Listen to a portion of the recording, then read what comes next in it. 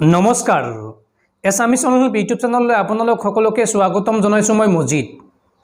বন্ধুসকল পলকতে চাওঁ আহক আজি সন্ধিয়াৰ 7টা গুৰুত্বপূৰ্ণ খবৰ। প্ৰথমটো খবৰ, ঘোষণা কৰা হ'ল ৰাজ্যৰ পৌৰসভা নিৰ্বাচনৰ ফলাফল।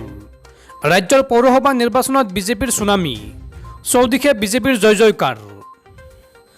ৰাজ্যৰ পৌৰসভা নিৰ্বাচনত ধূলিচ্ছাত বিজেপি, পৌৰসভা নিৰ্বাচনত বিজেপিৰ সুনামি, চৌদিশে বিজেপিৰ জয় জয়কাৰ। কংগ্ৰেছৰ বিধায়ক দেৱব্ৰত শইকীয়াৰ সমষ্টি নাজিৰাত বিজেপিৰ উত্থান। নাজিৰাৰ 10টা ৱাৰ্ডৰ ভিতৰত 7টাতেই বিজেপিৰ জয়, 3টাত বিজেপিৰ অগ্ৰগতি। বিজেপিৰ দখলত নাজিৰা পৌৰসভা। কংগ্ৰেছৰ দুৰ্গ তিতাবৰ পৌৰসভা বিজেপিৰ দখলত। কংগ্ৰেছ শূন্য হ'ল সোণাৰী পৌৰসভাত। ঠিক তেনেদৰে কৰিমগঞ্জৰ ৰামকৃষ্ণনগৰ পৌৰসভাৰ 10টা ৱাৰ্ডৰ 9টাতেই বিজেপিৰ জয়লাভ। এখনত জয় কংগ্ৰেছৰ। ৰামকৃষ্ণনগৰ বিজেপিৰ দখলত। গহপুৰৰ 10টা ৱাৰ্ডত 9টাতেই বিজেপিৰ জয়লাভ। এখনত নিৰ্দলীয় প্ৰাৰ্থীৰ জয়লাভ। বিজেপিৰ দখলত গহপুৰ পৌৰসভা। হাইলাকান্দিৰ 4টা ৱাৰ্ডত নিৰ্দলীয় প্ৰাৰ্থীৰ জয়লাভ। 4টা ৱাৰ্ডত বিজেপিৰ জয়লাভ। অগবৰ দুৰ্গ বঙাইগাঁও পাটাচাৰকুচি পাঠশালাত বিজেপিৰ উত্থান। কেইবাটা ৱাৰ্ডত জয়লাভ বিজেপিৰ। সোণাই পৌৰসভাৰ 4টা ৱাৰ্ডত জয় বিজেপিৰ। চতিয়াৰ 10টা ৱাৰ্ডৰ 10টাতেই বিজেপিৰ জয়লাভ। বিজেপিৰ দখলত চতিয়া পৌৰসভা। মৰাণৰ 10টা ৱাৰ্ডৰ 8টাতেই বিজেপিৰ জয়লাভ। বিজেপিৰ দখলত মৰাণ পৌৰসভা। চাবুৱা পৌৰসভা বিজেপিৰ দখলত। পাঠশালা পৌৰসভা বিজেপিৰ দখলত। জামুগুৰি পৌৰসভা বিজেপিৰ দখলত। চপাখোৱা পৌৰসভা বিজেপিৰ দখলত। কামপুৰৰ 10টা ৱাৰ্ডৰ 7টাত বিজেপি আৰু 3টাত অগপৰ জয়লাভ। বিজেপি মিত্ৰজোঁটৰ দখলত কামপুৰ পৌৰসভা। ডিমৰ 10টা ৱাৰ্ডৰ 10টাতেই বিজেপিৰ জয়লাভ। বিজেপিৰ দখলত ডিমৌ পৌৰসভা। ৰহাৰ 10টা ৱাৰ্ডৰ 4টাত বিজেপিৰ জয়লাভ। গৌৰীপুৰৰ 3টা ৱাৰ্ডত বিজেপি আৰু 2টা ৱাৰ্ডত নিৰ্দলীয় প্ৰাৰ্থীৰ জয়লাভ। বিশ্বনাথৰ 12টা ৱাৰ্ডৰ 10টাতে বিজেপিৰ জয়লাভ। এটাত অগপ আৰু এটাত কংগ্ৰেছৰ জয়লাভ। বিজেপিৰ দখলত বিশ্বনাথ পৌৰসভা। নগাঁৱৰ 18টা ৱাৰ্ডৰ 18টাতেই বিজেপিৰ জয়লাভ। বিজেপিৰ দখলত নগাঁও পৌৰসভা। বদলপুৰ পৌৰসভাৰ 10টা ৱাৰ্ডত বিজেপিৰ জয়লাভ। এটাত নিৰ্দলীয় জয়ী। বিজেপিৰ দখলত বদলপুৰ পৌৰসভা। বিহপুৰীয়াৰ 10টা ৱাৰ্ডৰ 5টাত বিজেপিৰ জয়। ঢকুৱাখনাৰ 10টা ৱাৰ্ডৰ ভিতৰত 9টাতেই বিজেপিৰ জয়লাভ। এটাত নিৰ্দলীয়ৰ জয়। মৰিগাঁও পৌৰসভাৰ 11টা ৱাৰ্ডৰ ভিতৰত 7টাত বিজেপি, 3টাত অগপ আৰু এটাত নিৰ্দলীয় প্ৰাৰ্থীৰ জয়লাভ। বিজেপি মিত্ৰজোঁটৰ দখলত মৰিগাঁও পৌৰসভা। বিজেপিৰ দখলত সৰুপথাৰ পৌৰসভা। চাবুৱাৰ 10টা ৱাৰ্ডৰ 8টাত বিজেপি আৰু 2টাত অগপৰ জয়লাভ। নাৰায়ণপুৰ পৌৰসভা কংগ্ৰেছৰ দখলত। বিহপুৰীয়াৰ 10টা ৱাৰ্ডৰ 9টাতেই বিজেপিৰ জয়লাভ। এটাত অগপৰ জয়লাভ। বিজেপি মিত্ৰজোঁটৰ দখলত বিহপুৰীয়া পৌৰসভা। পৰৱৰ্তী খবৰ, ইছলাম ধৰ্মাৱলম্বী লোকসকলৰ পবিত্ৰ শবে বৰাতৰ দিন ঘোষণা কেন্দ্ৰীয় হিলাল কমিটিৰ। 18 মাৰ্চত ৰাজ্যজুৰি পালন কৰা হ'ব পবিত্ৰ শবে বৰাত। ইছলাম ধৰ্মাৱলম্বী লোকসকলৰ পবিত্ৰ শবে বৰাতৰ দিন ঘোষণা। 18 মাৰ্চত পালন কৰা হ'ব পবিত্ৰ শবে বৰাত। কেন্দ্ৰীয় হিলাল কমিটিৰ এই ঘোষণা। কেন্দ্ৰীয় হিলাল কমিটিৰ সম্পাদক ইমদাদ হুছেইনে এক বিজ্ঞপ্তি যোগে এই কথা ঘোষণা কৰে। শবে বৰাত উপলক্ষে ৰাজ্যবাসীলৈ শুভেচ্ছা কেন্দ্ৰীয় হিলাল কমিটিৰ। পৰৱৰ্তী খবৰ, ৰাছিয়া আৰু ইউক্ৰেইনৰ যুদ্ধৰ মাজতে পুনৰবাৰ আমেৰিকা যুক্তৰাষ্ট্ৰৰ ৰাষ্ট্ৰপতি জো বাইডেনে কৰিছে আন এক বিস্ফোৰক মন্তব্য। আমেৰিকাৰ ৰাষ্ট্ৰপতি জো বাইডেনে মন্তব্য কৰি কয় যে ৰাছিয়াৰ ৰাষ্ট্ৰপতি ভ্লাডিমিৰ পুটিনে কেতিয়াও ইউক্ৰেইন জয় কৰিব নোৱাৰে। আকৌ ৰুছ ৰাষ্ট্ৰপতি ভ্লাডিমিৰ পুটিনৰ বিৰুদ্ধে ক্ষোভ উজাৰিছে মাৰ্কিন ৰাষ্ট্ৰপতি জো বাইডেনে। টুইটাৰত তেওঁ কৈছে যে পুটিনে এখন চহৰ দখল কৰিব পাৰে, কিন্তু সমগ্ৰ দেশখন কেতিয়াও নিজৰ কবললৈ নিব নোৱাৰে। এয়া স্পষ্ট যে ৰাছিয়াই কেতিয়াও ইউক্ৰেইন জয় কৰিব নোৱাৰে। ইয়াৰ কেইঘণ্টা পূৰ্বে ৰাছিয়াৰ পৰা আমদানি কৰা তেল, গেছ আৰু শক্তিত নিষেধাজ্ঞা আৰোপ কৰিছে আমেৰিকা যুক্তৰাষ্ট্ৰই। লগে লগে আমেৰিকাত গেছৰ মূল্য অভাৱনীয়ভাৱে বাঢ়িছে।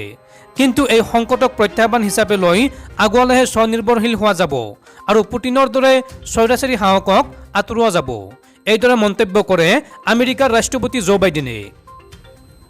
বন্ধুসকল, তাৰপিছৰ 4 নম্বৰ খবৰটো জনোৱাৰ আগতে আপোনালৈ এটা সৰু ৰিকুৱেষ্ট, যদি এতিয়ালৈকে এইটো ভিডিঅ'ত লাইক কৰা নাই তেন্তে প্লিজ এটা লাইক কৰি দিয়ক আৰু এনেকুৱা ধৰণৰ নতুন নতুন ভিডিঅ' পাবলৈ চেনেলটো ছাবস্ক্ৰাইব কৰি কাষত থকা বেল আইকনটো প্ৰেছ কৰি ৰাখক। পৰৱৰ্তী খবৰ, ৰাজ্যৰ চৰকাৰী মাদ্ৰাছা বন্ধ কৰাৰ পিছত এইবাৰ ব্যক্তিগত খণ্ডৰ মাদ্ৰাছা বন্ধৰ ষড়যন্ত্ৰত নামিছে অসম চৰকাৰ। অসম চৰকাৰৰ বিৰুদ্ধে এই অভিযোগ AIUDF প্ৰধান তথা সাংসদ বদৰুদ্দিন আজমলৰ। চৰকাৰী মাদ্ৰাছাৰ পিছত এইবাৰ চৰকাৰৰ টাৰ্গেট ব্যক্তিগত খণ্ডৰ মাদ্ৰাছা। মাদ্ৰাছা বন্ধ কৰাৰ ষড়যন্ত্ৰত নামিছে চৰকাৰ। ষড়যন্ত্ৰৰ সন্মুখীন হ'বলৈ আমি সাজু, এই মন্তব্য কৰে মৌলানা বদৰুদ্দিন আজমলে। পেটত শিল থৈ পৰি আছে মাদ্ৰাছাৰ ছাত্ৰসকলে। মাদ্ৰাছাৰ শিক্ষাৰ্থীসকলক সুনাগৰিক হিচাপে গঢ়ি তোলা হৈছে। চৰ অঞ্চলত নাই এখনো উন্নত মানদণ্ডৰ চৰকাৰী বিদ্যালয়। চৰকাৰৰ বিৰুদ্ধে এই অভিযোগ উত্থাপন কৰিছে মৌলানা বদৰুদ্দিন আজমলে। অৱহেলা কৰা হৈছে চৰ অঞ্চলক, এইদৰে মন্তব্য কৰে বদৰুদ্দিন আজমলে। মাদ্ৰাছা বন্ধ কৰাক লৈ সাংসদ বদৰুদ্দিন আজমলৰ তীব্ৰ প্ৰতিক্ৰিয়া। মাদ্ৰাছাৰ পৰা জেহাদী গ্ৰেপ্তাৰ কৰা সন্দৰ্ভত বদৰুদ্দিন আজমলৰ প্ৰতিক্ৰিয়া। এই সন্দৰ্ভত বদৰুদ্দিন আজমলে কয় যে আমি ঘটনাৰ উচিত তদন্ত বিচাৰিছোঁ। পৰৱৰ্তী খবৰ, ভোট চুৰি কৰিছে বিজেপিয়ে।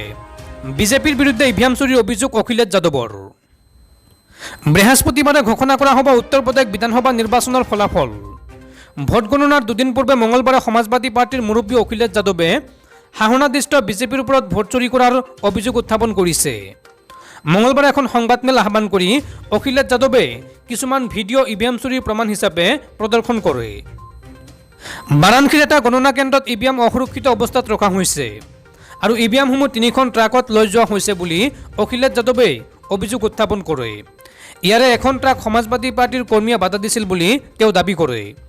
অখিলেশ যাদৱৰ এই অভিযোগৰ পিছত সংবাদ মাধ্যমৰ সৈতে বাৰ্তালাপ কৰি বাৰাণসীৰ DM কৌশল শৰ্মাই কয় যে ভোটগ্ৰহণৰ EVM পৰিবহণ কৰা হৈছে বুলি ৰাইজৰ মাজত বিভ্ৰান্তিৰ সৃষ্টি হৈছে। কিন্তু এয়া ভোটদানৰ EVM নহয়, এই EVMসমূহ প্ৰশিক্ষণৰ বাবে অনা হৈছিল। তদুপৰি ৰাজ্যৰ মুখ্য নিৰ্বাচনী বিষয়াইও এক বিবৃতিত কয় যে বুধবাৰে নিৰ্ধাৰিত ভোটগ্ৰহণ বিষয়াসকলৰ প্ৰশিক্ষণৰ বাবে বাৰাণসীত EVM অনা হৈছিল। তেওঁ লগতে কয় যে ভোটদানত ব্যৱহৃত EVMবোৰ চিল কৰা হৈছে আৰু 24 ঘণ্টা নিৰীক্ষণৰ জৰিয়তে সুৰক্ষিত অৱস্থাত ৰখা হৈছে। আনহাতে তেওঁলোকৰ বিবৃতি খণ্ডন কৰি অখিলেশ যাদৱে যদি প্ৰশিক্ষণৰ বাবে EVM পৰিবহণ কৰা হৈছিল, প্ৰাৰ্থীসকলক কিয় অৱগত কৰা হোৱা নাছিল, এই বুলি প্ৰশ্ন উত্থাপন কৰে। তেওঁ লগতে বাৰাণসীৰ DM কৌশল শৰ্মাৰ বিৰুদ্ধেও পক্ষপাতিত্বৰ অভিযোগ উত্থাপন কৰে। মই এই DMক মুজাফৰনগৰত নিযুক্তি দিয়াৰ পৰা চিনি পাওঁ। তেওঁ এই কাৰ্যত সন্মতি দিছে। বিজেপিয়ে যি বিচাৰে তেওঁ সেয়াই ক'ব বুলি যাদৱে অভিযোগ কৰে। তেওঁ লগতে বাৰাণসীৰ DM কৌশল শৰ্মা আৰু ৰাজ্যৰ নিৰ্বাচনী আয়ুক্তৰ বিৰুদ্ধে ব্যৱস্থা গ্ৰহণৰ দাবী জনায়।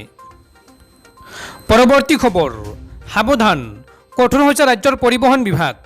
আগন্তুক 31 মাৰ্চৰ ভিতৰত আপুনি কৰিব লাগিব কেইবাটাও গুৰুত্বপূৰ্ণ কাম, নহ'লে 10,000 টকা পৰ্যন্ত ভৰিব লাগিব আপুনি জৰিমনা। যদি এতিয়ালৈকে আপোনাৰ বাহনৰ কৰ দিয়া নাই তেনেহ'লে সাৱধান হওক। 10,000 টকা পৰ্যন্ত ভৰিব লাগিব আপুনি জৰিমনা।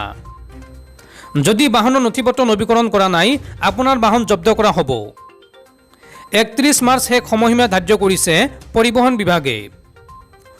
গাড়ীৰ নথিপত্ৰ সঠিক নাথাকিলে ৰাজপথলৈ নানিব আপোনাৰ বাহন। কৰ পৰিশোধ নকৰিলেও জব্দ কৰা হ'ব আপোনাৰ বাহন। নথিপত্ৰ সঠিক নাথাকিলে এম্বুলেন্সৰ শাৰী নাযাব। আৰম্ভ হৈছে ৰাজ্যত অপাৰেশ্যন অল ক্লিয়াৰ। নথিপত্ৰ নৱীকৰণ আৰু কৰ পৰিশোধৰ সময়সীমা 31 মাৰ্চ 2022। বাণিজ্যিক বাহনেও শীঘ্ৰেই পৰিশোধ কৰিব লাগিব ৰোড টেক্স। ৰাজ্যৰ বাহিৰত থাকিলেও জব্দ হ'ব আপোনাৰ বাহন। সংশ্লিষ্ট জিলা পৰিবহণ কাৰ্যালয়ত ডেবিট কাৰ্ডৰ জৰিয়তে কৰিব পাৰিব নথিপত্ৰৰ কাম কাজ। আৰু লগতে পৰিবহণ.gov.in এই ৱেবছাইটৰ জৰিয়তে অনলাইনৰ জৰিয়তে পৰিশোধ কৰিব পাৰিব কৰ।